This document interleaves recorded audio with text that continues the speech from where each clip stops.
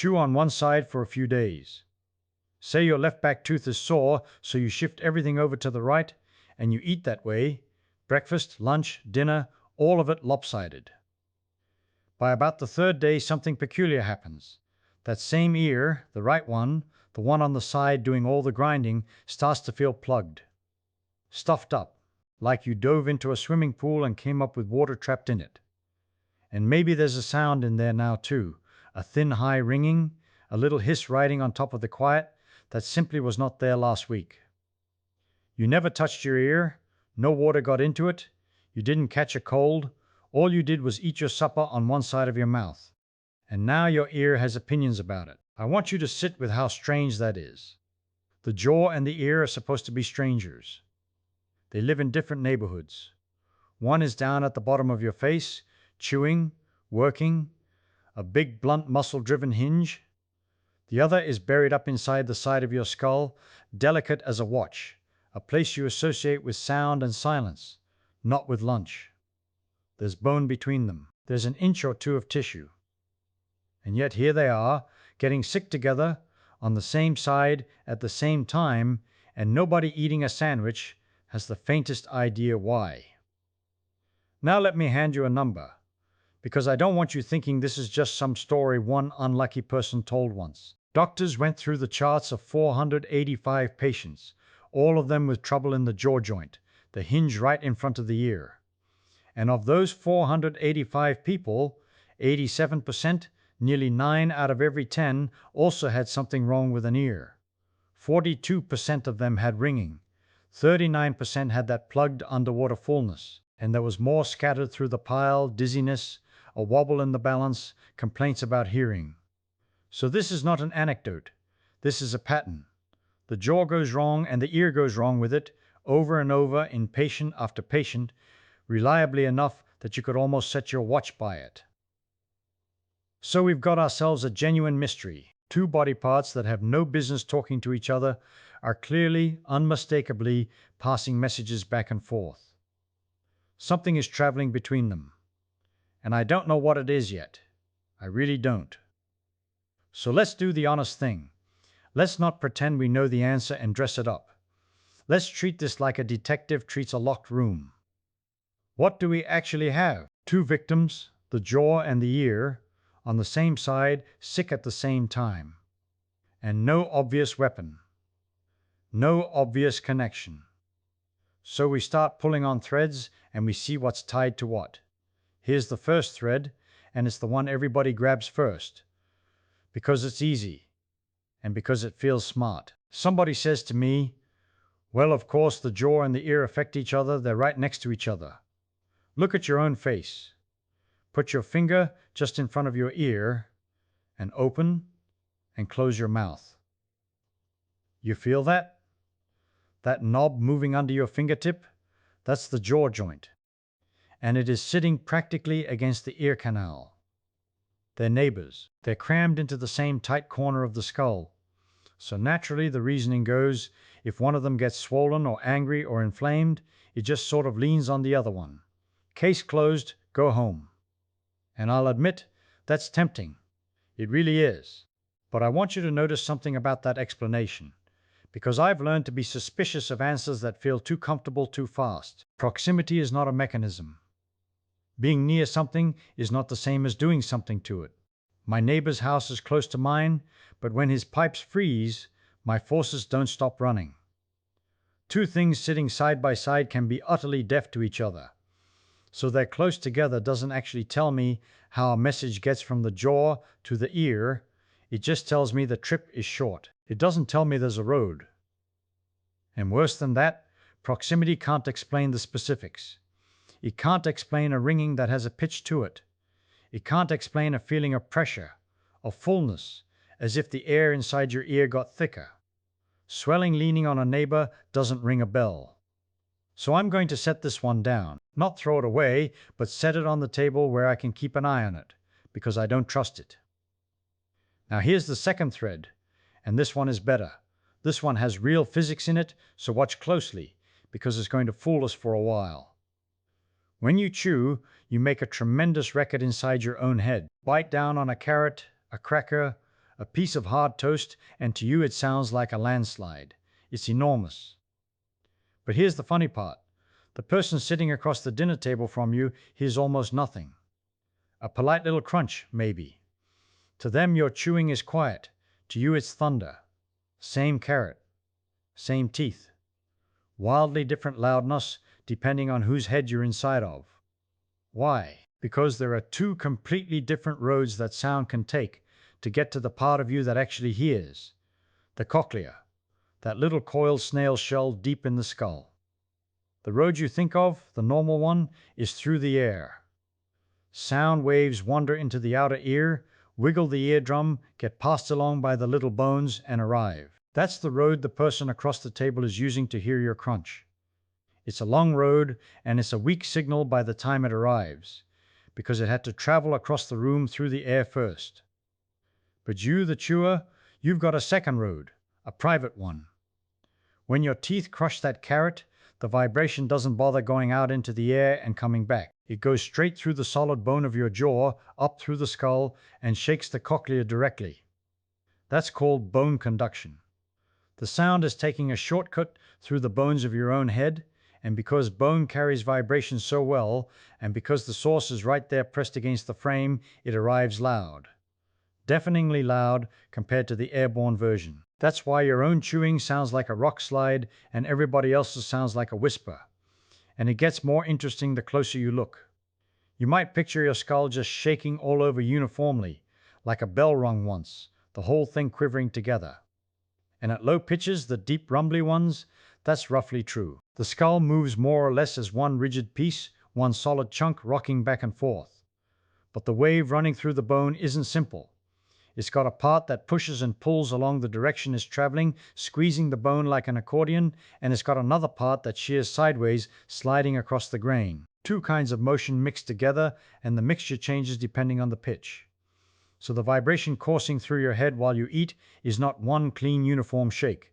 It's a complicated frequency-dependent thing, different at low pitches than at high ones.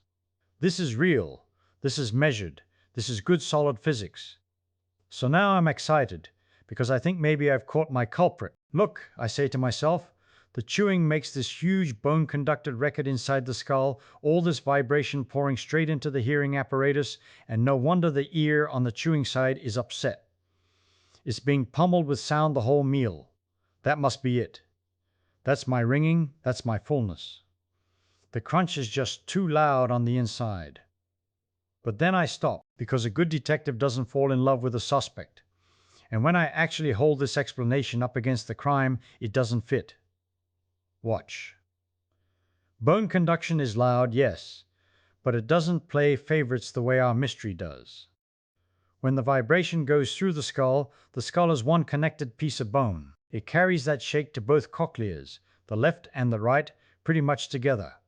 The bone doesn't know which molar you're chewing on. So if bone conduction were the whole story, chewing on the right should ring both ears, or neither, not stubbornly, specifically the right one alone. And there's a second problem, a bigger one. The loud crunch stops when the meal stops. You put down your fork, the noise is over. But the ringing isn't over. The fullness isn't over. It lingers. It sits in that ear for hours, for days, long after the last bite, long after the skull has gone quiet. A sound can't be causing a symptom that outlives the sound by 3 days. That's like blaming a fireworks show for a headache you still have next Tuesday. So bone conduction, as gorgeous as the physics is, cannot be the whole story. It explains why your chewing is loud to you.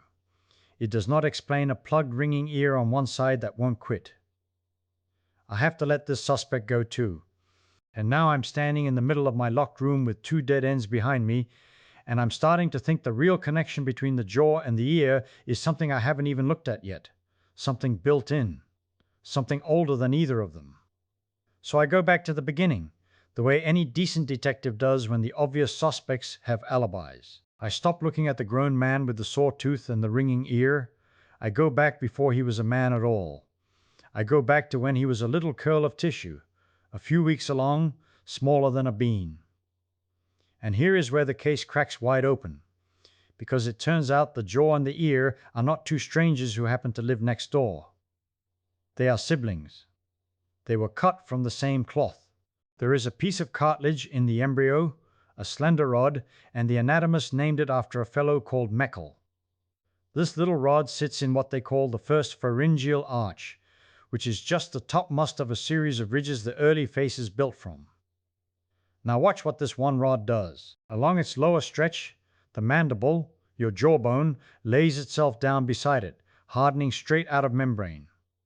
And up at the far end, the dorsal end, the very same cartilage gives rise to two of the three tiny bones inside your middle ear, the malleus, the incus, the hammer, and the anvil.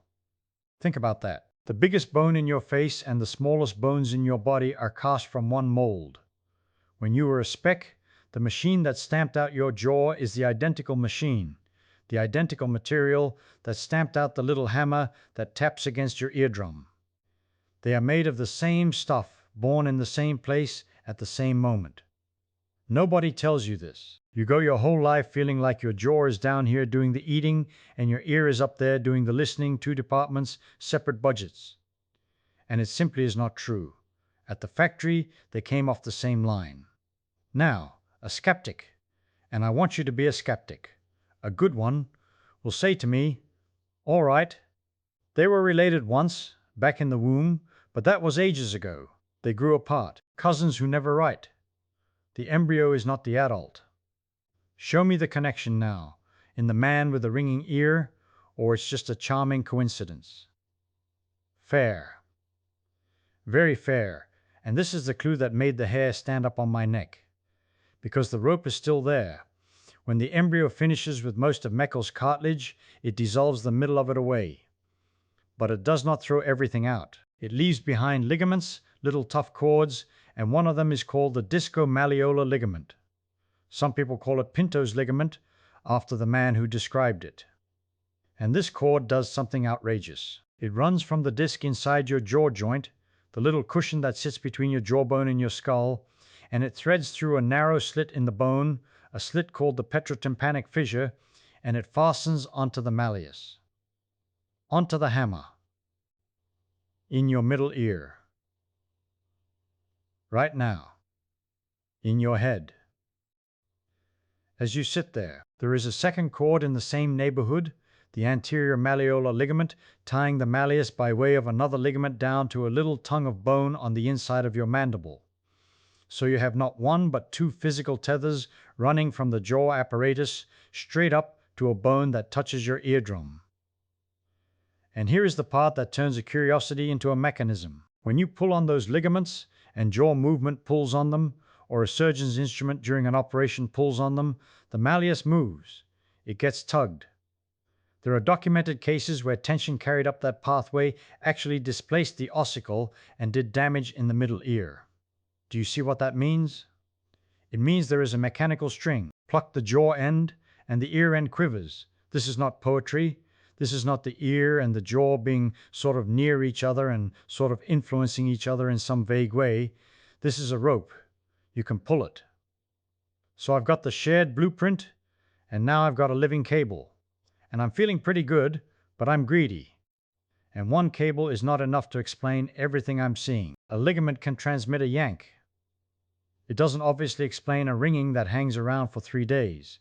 So I keep pulling threads, and I find a third one, and this one isn't made of tissue. This one is made of electricity. The wiring, your chewing muscles, the big ones, the masseter you can feel bulge at the corner of your jaw when you clench, the temporalis fanning up the side of your head, the pterygoids hiding deep behind the jaw, all of them take their marching orders from one nerve. The trigeminal nerve, its lower branch, the mandibular division. Fine. That's the chewing nerve, you'd expect that. But follow that nerve. Follow it as it passes a little relay station called the otic ganglion. Because branching off that very same nerve supply are two muscles almost nobody has ever heard of. Two muscles buried inside your head that have nothing to do, on the face of it, with eating. One is called tensor tympani. It sits in the middle ear, and its tendon grabs the handle of that same malleus, the hammer, and it can pull the eardrum taut. The other is called tensor veli palatini, and it works the soft palate and yanks open the little drainage tube from your middle ear down to your throat, the eustachian tube. Two muscles, deep inside the skull, running the tension of your eardrum and the pressure valve of your ear. And they are wired to the same nerve trunk that fires your chewing. And it's not just the wiring that's shared, it's the birth certificate again. Both of those hidden muscles grow out of the musculature of that same first pharyngeal arch, the same embryonic ridge that gives you the muscles you chew with. Same arch, same nerve, same origin. The chewing muscles and the ear muscles are not neighbors who share a fence. They are on the same power grid, and they always have been. Now I'm no longer looking at a coincidence. I'm looking at a conspiracy. 3 separate lines of evidence, and every one of them says the jaw and the ear are one system wearing 2 names. But a good detective wants to catch the suspect in the act. It's one thing to say the wiring exists. I want to see it fire. And they've done it. They've put electrodes on that little tensor tympani muscle, and they watched what makes it twitch. And the textbook answer used to be simple. It contracts when there's a loud noise to protect the ear, a reflex. True enough. But that's not all it does. It fires when you chew. It fires when you swallow. It fires when you talk. Ordinary things, quiet things. Every time you take a bite, that muscle inside your ear is pulling on the hammer. Why on earth would it do that? Here's the leading idea, and I love it. When you chew, you generate a racket inside your own skull, low, rumbling, bone-conducted noise, the very racket we talked about earlier. If your ear just sat there wide open, that low rumble would smear across the basilar membrane inside your cochlea and drown out the higher, softer sounds coming from the world. So the muscle clamps down, damps the low junk, like a hand laid flat on a drumhead to kill the boom, so you can still hear someone talking to you while you crunch a carrot. It's a volume knob, and it turns itself every time your teeth come together. And its partner, the pellet muscle, is doing something just as sly. When you swallow, the 2 of them fire together, and they crack open that eustachian tube and send a little puff of air up into the middle ear, ventilating it, equalizing the pressure. There's a name for that little puff, the Gippsland air bomb, and it means the ordinary business of your mouth, chewing and swallowing, is constantly, quietly adjusting the air pressure and the tension inside your ear. You do it thousands of times a day and never once notice.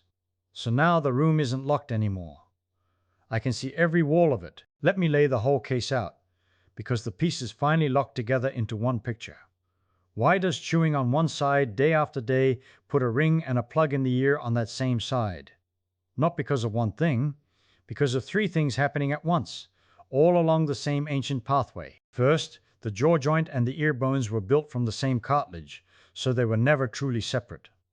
Second, there is a physical ligament tethering the jaw joint's disc straight to the hammer bone in the ear, so mechanical strain can travel. And third, the muscles that chew and the muscles inside the ear run on the same trigeminal nerve, so overwork or spasm in one can spill into the other.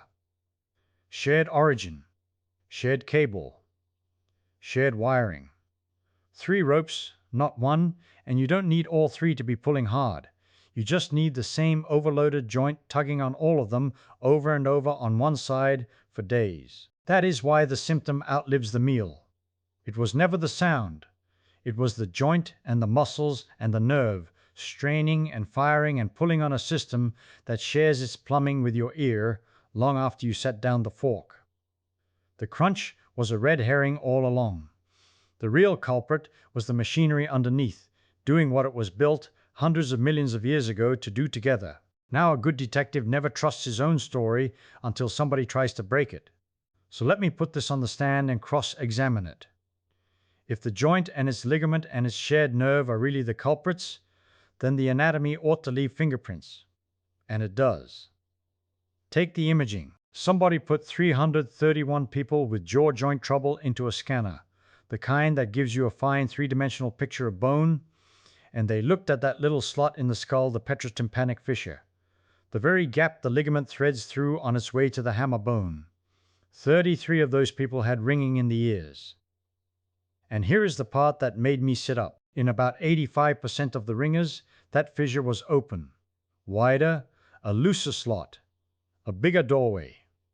Now think about what a bigger doorway means for a rope running through it. More play, more slack, more freedom for the jaw's motion to yank on the bone at the other end. It is exactly the fingerprint you would predict if the mechanical rope story were true. And there was a second oddity. The ringing landed overwhelmingly on women, better than 9 in 10 of the cases. I am not going to pretend I can explain that from the anatomy alone. I can't. But a good investigator writes down the clue he can't yet explain instead of sweeping it under the rug. And this is one of those. Something about the geometry, or the tissue, or both, is not evenly distributed, and that is a thread somebody smarter than me will have to pull. So the anatomy leaves fingerprints. Fine. But a skeptic can still say, you have shown me a coincidence dressed up in a lab coat. The fissure is wide and the ear rings. So what? Maybe they just travel together and neither one causes the other. That is a fair punch, and there is exactly one honest way to answer it.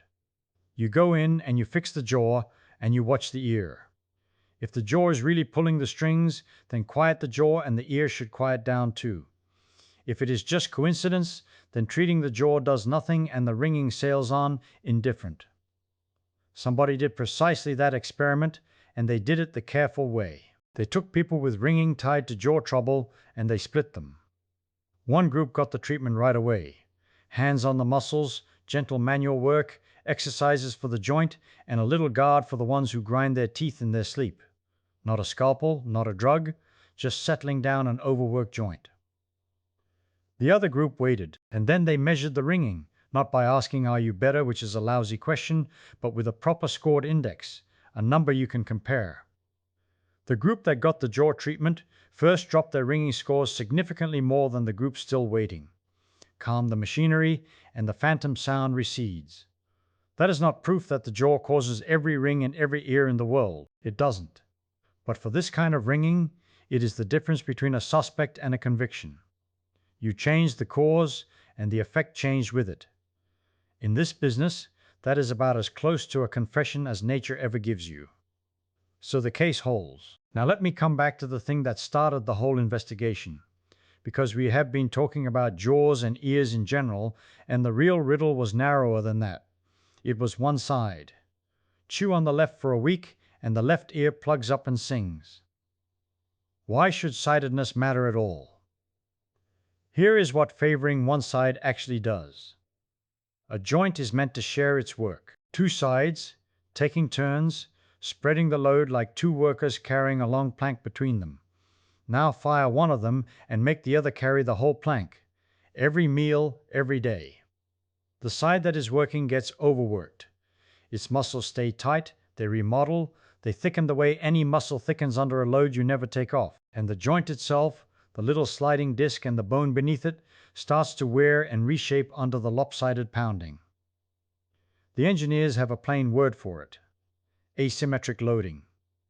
You are loading a symmetric machine in an unsymmetric way, and the machine slowly goes crooked to match.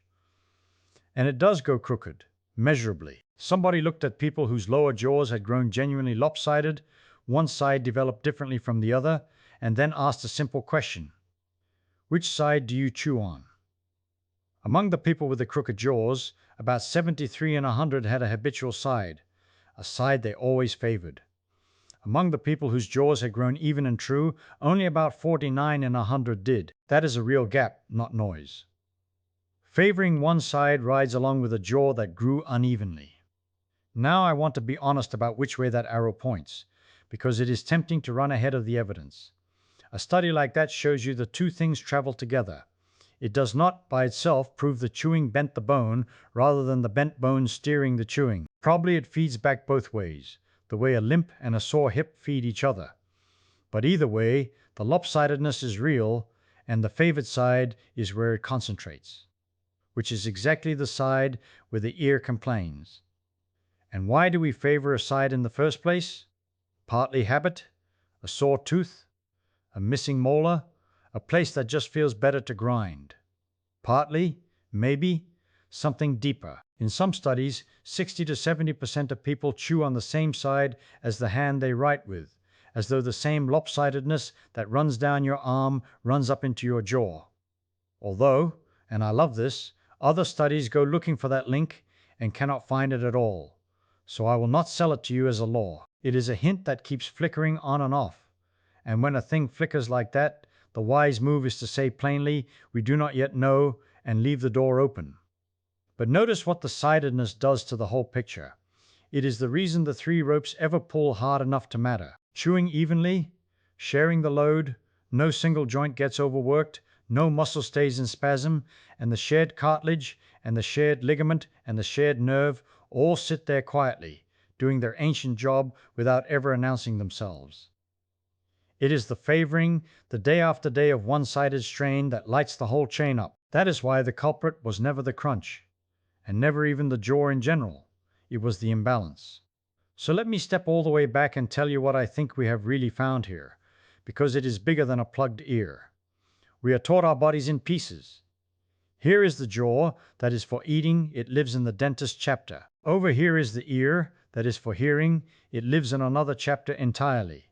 A different specialist, a different waiting room. And we come to believe those chapters are separate machines that happen to be bolted near each other in the crowded real estate of the skull. But that is a story we tell for convenience, and the body never agreed to it. Go back far enough, hundreds of millions of years, to creatures whose jaws and ears were one apparatus. Bones that once helped an animal bite later drafted into the delicate work of hearing, and you find there was never a wall between them. We drew the wall. Nature just built one continuous piece of machinery and let us carve it into chapters afterward. And that is the thing I want to leave sitting in your mind. The next time you catch yourself chewing on one side, favoring a sore tooth, and a day later your ear feels thick and starts to hum, you are not suffering two unrelated troubles that happen to arrive together. You are feeling one machine, along a seam so old it predates the mouse and the lizard, quietly reminding you that the line you drew between eating and hearing was only ever a line on a chart. It was never in you. So chew easy and let both sides carry the plank, because the ear you are trying to spare is listening to the jaw far more closely than anyone ever bothered to tell you.